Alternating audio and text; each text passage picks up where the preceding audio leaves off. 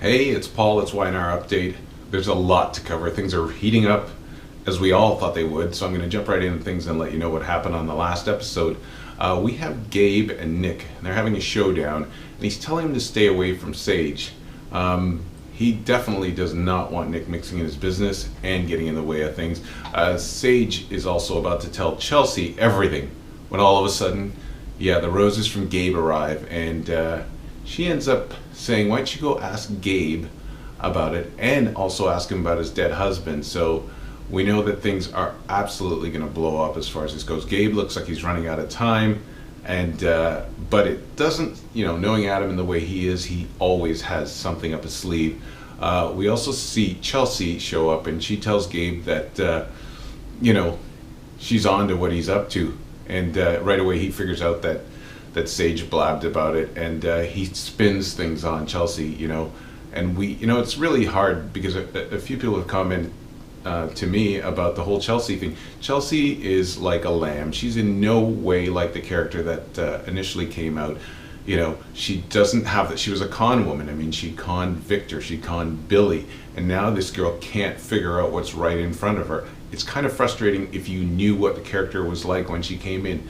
But she tells him she knows, what's going on, and he spins it right away and tells her that he's been in love with her the whole time. So this is his reason for all these coincidences, which aren't coincidences, like paying off the builder, moving into the condo right across from them, all the things that look so purposeful. He's now chalked it up to, I'm in love with you and I want you.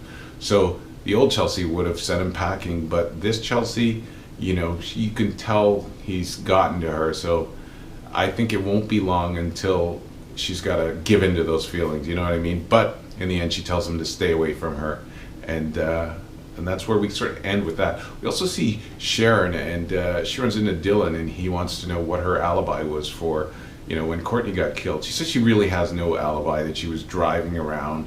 But in the end, he figures out that she was, because she confesses that she was driving back towards the cabin. And he's like, no one can account for where you are. You're actually headed towards the cabin. That's where Courtney died, and it looks horrible for you. But she, throws herself a lifeline by telling Dylan that, the night of the accident, she saw the killer throw something out of the car. Now, initially, Dylan isn't buying it. He thinks it's another excuse, but he does end up finding his way out to that area that she described, and he's looking around. He eventually does find something, but I'll get back to the phone call he gets in a little while, because what we see is Paul, and when he arrives at the police station, he gets all the kids in one by one, and he grills them. Now he wants to know what's going on. Noah and Summer tell him, obviously Austin was murdered, but they at the cabin, they tell him everything. When he brings them back in for interrogation, he wants to know the details. And one by one, they start, telling him the details, but they start giving him who they think is responsible. He questions Kevin, and Kevin tells him about the documentary. Then Kyle tells him about Sharon, and then Mariah defends Sharon, and points the finger at Nick and Victor. So it's all over the place. And Noah ends up pointing the finger towards Dylan, and he says, yeah, your son, he knew all about it. So Paul, and I'm going to circle back to when Dylan's out looking for that object and finds it, Paul calls him and tells him he wants him to get his butt down here. And eventually Paul lets the kids go, and the reason he lets them go is because he wants the killer to still think that the kids are the only ones that know about it and that police don't, so he has a way to smoke out the killer. And as I said before, Paul wants Dylan down there. He wants some answers. It's embarrassing that his son is sort of knee deep in this and didn't tell him anything about it. We also see Nick show up to the police station to comfort Noah, and then see Sage show up as well. Now, after that, Sharon shows up, and she wants no part of Sage being there. In fact, she tries to get rid of her, but Nick sticks up for Sage and says that he wants her around, and it really bothers Sharon, and every chance she can get, she blasts Sage and tells her that she shouldn't be there. But the one thing that really comes out of this episode, and you tell me what you think, is Robert Adamson, who plays Noah.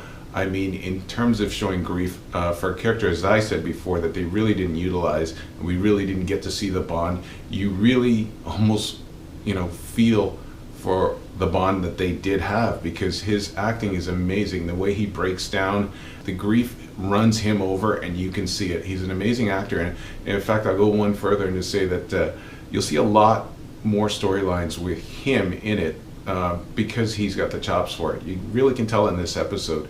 Anyways, that's all she wrote for this episode. I want to thank you guys all. I can see the Pinterest is growing. Please check out YNR Update on Pinterest, and visit the Twitter site. It is blowing up. I'm making a lot of connections. I just had a conversation with Philippe from France. Hello, Philippe.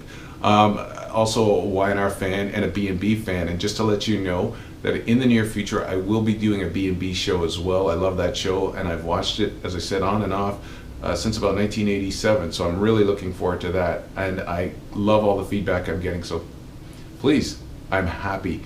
Keep it up. Keep talking to me, and I'll keep talking to you. Have a great day. This is YNR Update, and I'm Paul.